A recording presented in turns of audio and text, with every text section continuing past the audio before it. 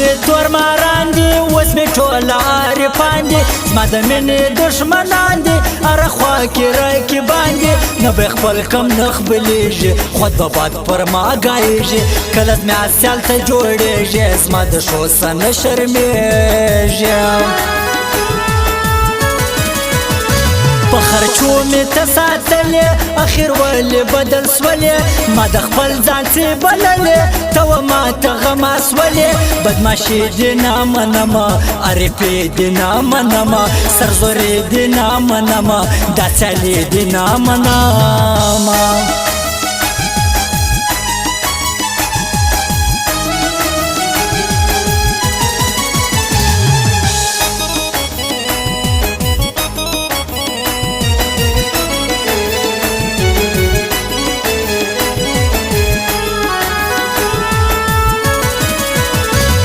د دوو ورځو یاري ده تورې خاورې مې خوارې ده ستا له ما سره سیالې ده په غماسته دې زارې ده ستا خندا ولې باسي آخر دې وکړه غمازي زما ته باس و زندګي په تا مې وکړه له خوارې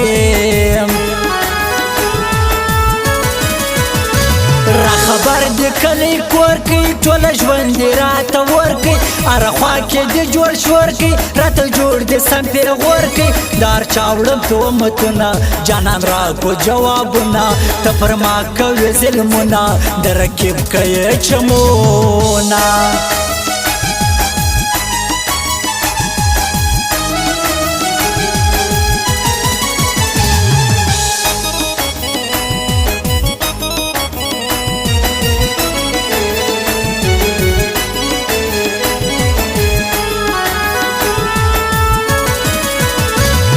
د شلو خلکو یار یې اوس نو کله زما په کار یې لاړ شه ولاړ شه غټه غیار یې ته په څنګ کې دل د مار یې زه کوم ستا صفتونه جانه زما کړي غیبتونه لا نو څنګه مو آباد جانان د ما څه کړي نفرات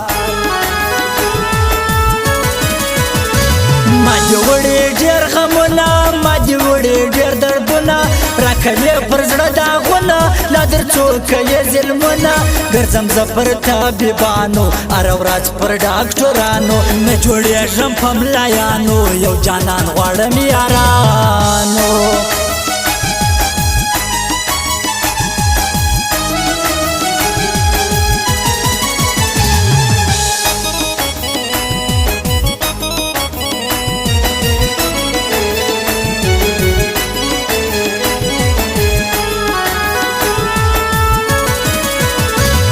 طبیبه بیا درمان یم زه په غم کې د جانان یم بیا منزله چې روان یم د جانان ډېر په ارمان یم د هلمند پر ښکلي ښار دی ارمان یې موزیک نامدار دی پر سره ورکب اغیار دی دا محمد نبي معیار دی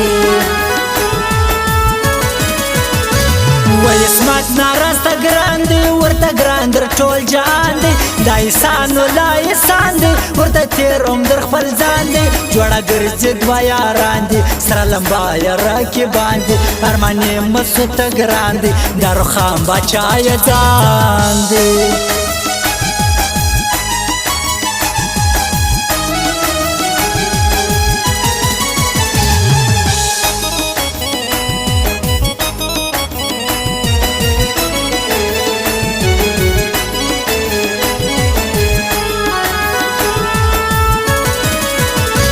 څه دې وکړل څه دې راکړل در خپل وسه دې جفا کړل پټه مینه دې رسوا کړل زندګي دې راتبا کړل د نصیر شاعر اشنا ورته ګران د حمدالله په رکب یې زور بالا په یارۍ کې درار چا